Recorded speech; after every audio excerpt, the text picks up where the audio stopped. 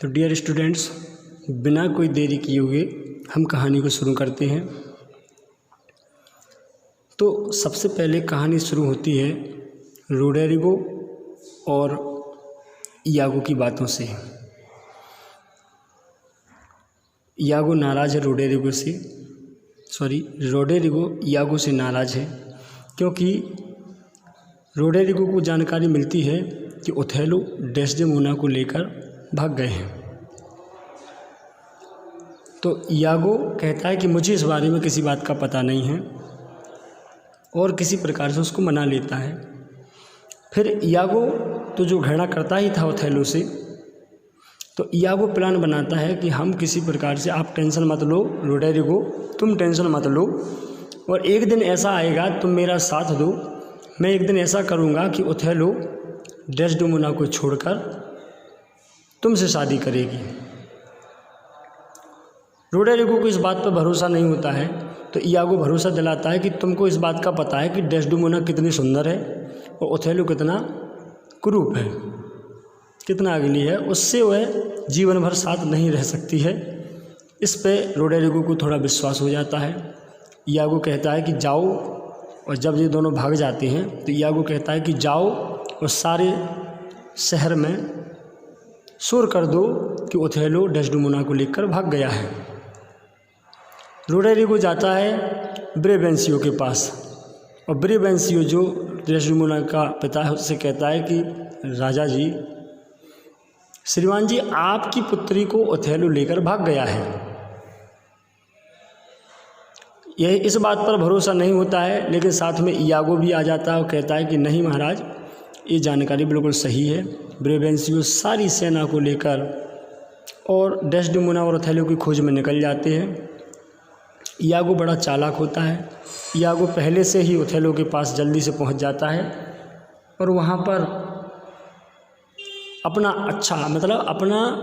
अपनी अच्छाईपन महसूस कराता है कि मैं कितना अच्छा आदमी हूँ। उसको पहले से बताता है कि मूर तुम्हारे लिए ब्रेवेंसियो सेना सहित ढूंढ रहे हैं। तो इस प्रकार से इनके सामने खुद को अच्छा प्रकट करने के लिए ये सारी बातें करता है। ब्रेवेंसियो आते हैं और इसको गिरफ्तार कर लिया जाता है। तो पहले तो ब्रेवेंसियो इनको लड़ाई करना चाहते थे, लेकिन तभी उनके दिमाग में बात आती है कि हम इस बात को, जो वेनिस के ड्यूक हैं, जो ड्यूक ऑफ वेनिस, वहाँ ले जाएंगे इस बात को सभा में, और वहीं पर निर्णय होगा। तो ओथेलो को लेकर ड्यूक ऑफ वेनिस के पास जाते हैं ब्रेवेंसियो, और वहाँ पर इन पर मुकदमा किया जाता है। तो ओथेलो पर आरोप लगाते हैं ब्रेवेंसियो कि मेरी पुत्री पर जादू टोना करके ओथेलो ने अपने बस में कर लिया है और उससे विवाह कर लिया है। लेकिन ओथेलो कहते हैं कि मैंने किसी प्रकार से कोई ज़बरदस्ती नहीं की, वो खुद डेस्डेमोना मुझसे प्रेम करती है। तब वेनिस के ड्यूक ऑफ वेनिस ने डेस्डेमोना को बुलाया और डेस्डेमोना ने सबके सामने सफाई दी कि मैं स्वयं अपनी इच्छा से ओथेलो से प्रेम करती हूँ और शादी की है। तो इस प्रकार से मामला वहीं निपट जाता है।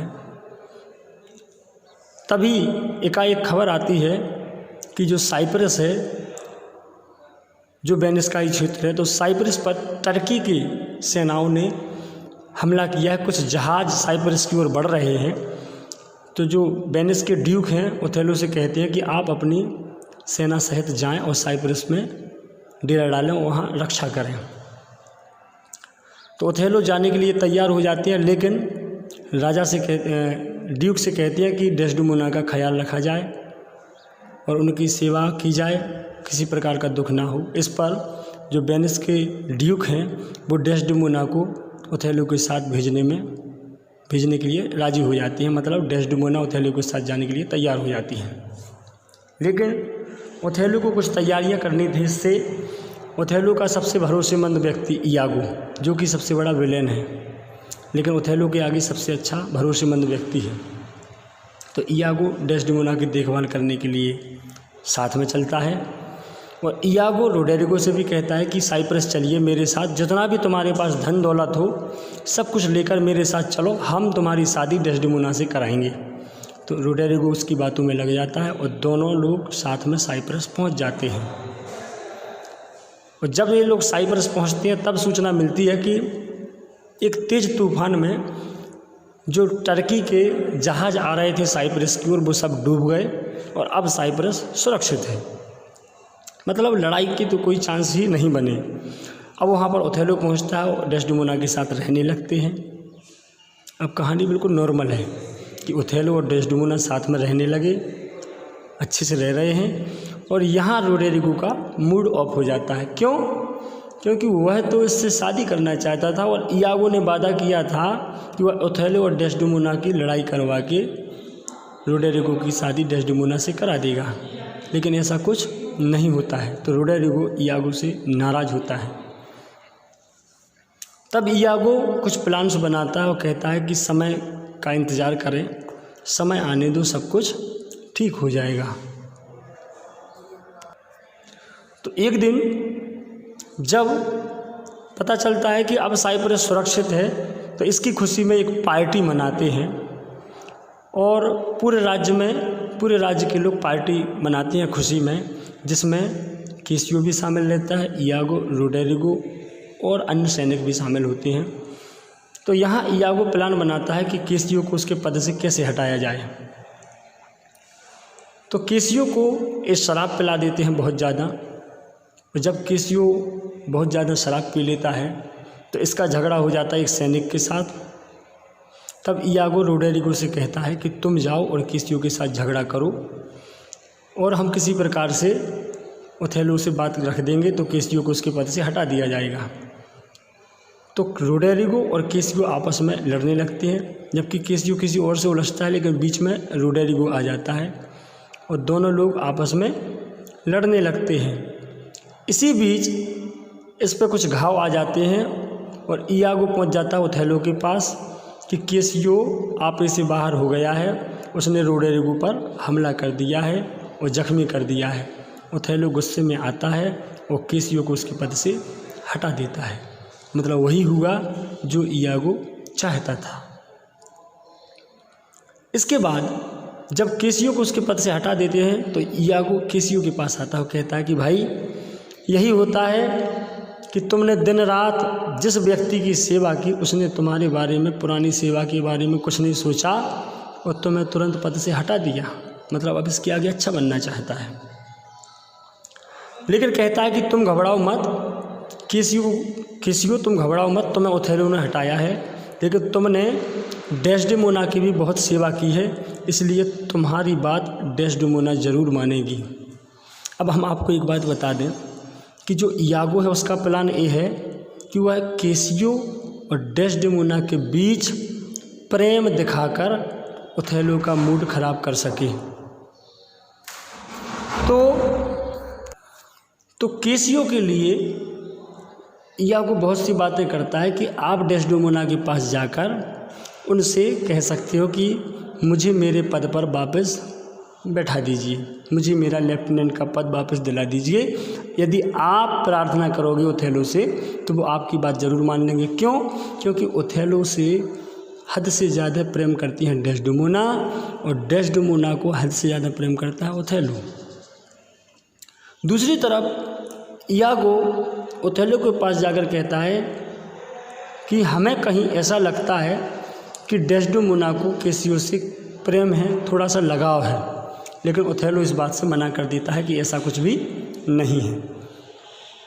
लेकिन जब केसियो डेस्डेमोना के पास जाता है और अपने पद को वापस पाने की बात करता है, उसी समय इयागो ओथेलो के साथ आता है और दूर से बताता है कि देखिए किस प्रकार से केसियो और डेस्डेमोना आपस में बात कर रहे हैं। और जैसे ही ओथेलो और इयागो डेस्डेमोना और केसियो के पास आती है, केसियो वहाँ से निकल जाता है,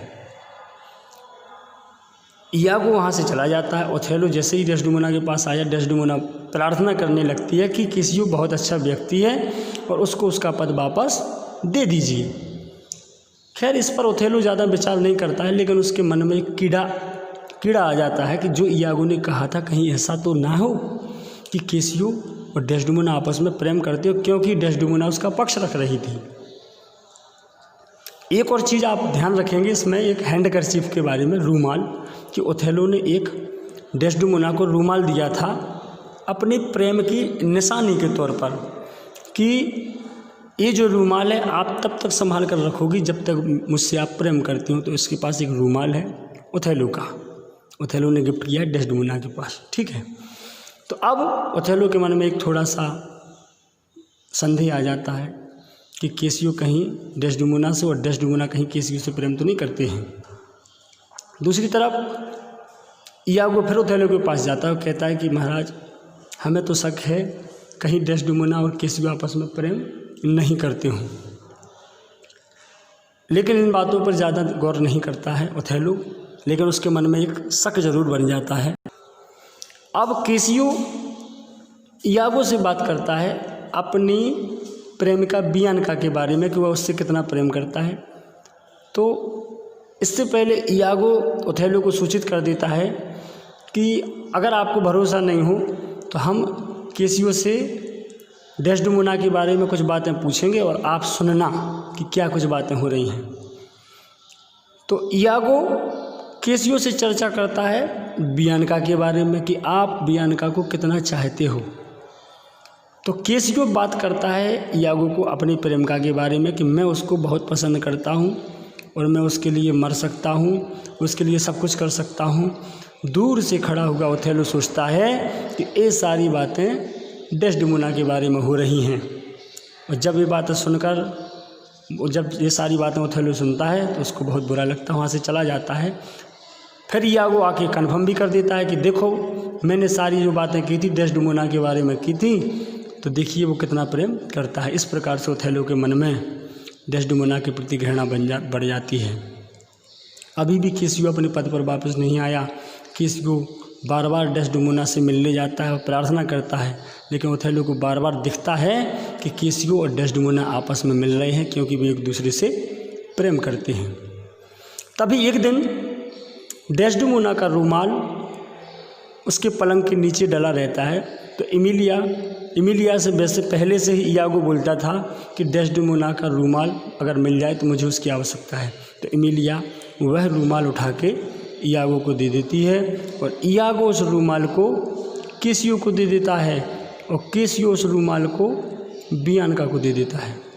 फिर से समझे, इमिलिया डेस्डेमोना का रूमाल अपने पति इयागो को दे देता है क्योंकि वह मांगता है, और इयागो मांगता है केसियो को देने को और केसियो दे देता है बियांका अपनी प्रेमिका को।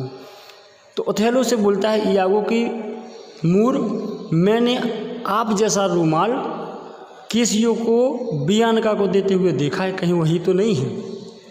हो सकता है कि डेस्डेमोना ने अपने प्रेम की निशानी के तौर पर केसियो को दिया हो। इससे आग बबूला होकर ओथेलो वापस आता है और डेस्डेमोना से कहता है कि मेरे सिर में दर्द है और मेरे सिर को रूमाल से बांध दीजिए। लेकिन डेस्डेमोना रूमाल ढूंढती है लेकिन उसको रूमाल नहीं मिलता है। तब ओथेलो को श्योर हो जाता है कि हाँ, डेस्डेमोना और केसियो के बीच में प्रेम प्रसंग है। तो इस प्रकार से उसके मन में एक कीड़ा आ जाता है, उसको संदेह हो जाता है और ओथेलो इतनी घृणा करता है डेस्डेमोना को कि वह उसको मारने का विचार बना लेता है। ओथेलो केसियो से भी नफरत करता है। तब इयागो रोडेरिगो से कहता है कि जैसे ही केसियो अपने कक्ष से बाहर आए, बियांका के कमरे से बाहर आए, रोडेरिगो तुम केसियो पर हमला कर देना। और जैसे ही रोडेरिगो केसियो पर हमला करता है, केसियो कवच पहने रहता है जिससे बच जाता है और रोडेरिगो मारा जाता है, अभी घायल हो जाता है। और इयागो आता है, वो केसियो पर हमला करने वाला होता है लेकिन चाकू लगता है रोडेरिगो में, तो रोडेरिगो मर जाता है। और यहाँ केसियो घायल हो जाता है। तो केसियो की चिल्लाहट सुनकर ओथेलो को लगता है कि केसियो मारा गया है, इसलिए ओथेलो खुश होकर चला जाता है कि मेरा दुश्मन मारा गया, क्योंकि वह डेस्डेमोना से प्रेम करता था, ऐसा ओथेलो सोचता था। ओथेलो सीधा अपने रूम में जाता है और डेस्डेमोना को बुरा भला वेश्या वगैरह कह के उसको अपमानित करता है और कहता है कि तुमने मुझे धोखा दिया, तुमने मेरे साथ विश्वासघात किया और मैं तुम्हें मार दूंगा। मैं कहानी थोड़ा फास्ट बता रहा हूँ क्योंकि वीडियो लंबी हो रही है। तो ओथेलो डेस्डेमोना को मारने का विचार बनाता है। डेस्डेमोना हाथ जोड़ती है, पाँव पकड़ती है कि मैं मैंने जीवन भर किसी दूसरे पुरुष से किसी भी प्रकार की बात नहीं की और मैं तो सिर्फ तुम्हें चाहती हूँ। लेकिन ओथेलो को इतने सारे सबूत दे दिए थे इयागो ने कि उसका विचार हो गया था कि नहीं, डेस्डेमोना ही बेकसूर है। इसलिए अब जब डेस्डेमोना अपने कक्ष में सो रही होती है बेड पर, आंखें बंद हैं, ओथेलो आता है, पहले उसकी सुंदरता को देखता है, उसके लिए रोता है क्योंकि वह उसको मारने वाला होता है। ओथेलो आता है और उसका गला घोंट देता है और डेस्डेमोना को मार देता है। डेस्डेमोना तो मर जाती है। तभी अचानक इमिलिया डेस्डेमोना के कमरे में आती है और ओथेलो से कहती है कि अरे मूर, तुमने ये क्या किया? डेस्डेमोना जैसी पवित्र स्त्री को मार दिया, वो तो कितनी बेकसूर थी। तब इमिलिया सारा मैटर ओथेलो को समझाती है कि इसमें डेस्डेमोना की कोई गलती नहीं, रूमाल मुझसे मेरे पति इयागो ने लिया था और इयागो ने केसियो को दिया होगा और केसियो ने बियांका को दिया होगा। इस प्रकार से ओथेलो सारे मैटर को समझता है और अपने बाल पकड़ लेता है, सिर पीटने लगता है और रोने लगता है कि मैंने ये क्या किया। तभी अधिकारी सैनिक आ जाते हैं और इयागो को गिरफ्तार कर लिया जाता है, ओथेलो को गिरफ्तार कर लिया जाता है डेस्डेमोना के हत्या के जुर्म में। लेकिन ओथेलो अपने आप से इतनी घृणा करता है कि वह अपने आप को छुरा घोंप कर मार देता है। इस प्रकार से इस कहानी के नायक, हीरो और हीरोइन ओथेलो और डेस्डेमोना दोनों मारे जाते हैं और सारी बागडोर केसियो के हाथ में आ जाती है। तो यह थी tragedy Othello, one of the greatest tragedy of William Shakespeare. और आपकी सुविधा के लिए मैं आपको बता दूं कि अगर आप नेट पर सर्च करते हैं ओथेलो तो 1961 के लगभग की कोई कहानी, कोई फिल्म यूट्यूब पर डली है, आप उसको देखें। या फिर जिन लोगों को इंग्लिश की फ़िल्म देखना अच्छा नहीं है वो देखें, एक बड़ी इंटरेस्टिंग फिल्म है आपके हिसाब से अजय देवगन की फिल्म ओमकारा। तो वह मूवी इसी बेस पर बनी हुई है। इन फिल्म को देखकर आप इस स्टोरी को और आसानी से समझ सकते हैं। Thank you very much.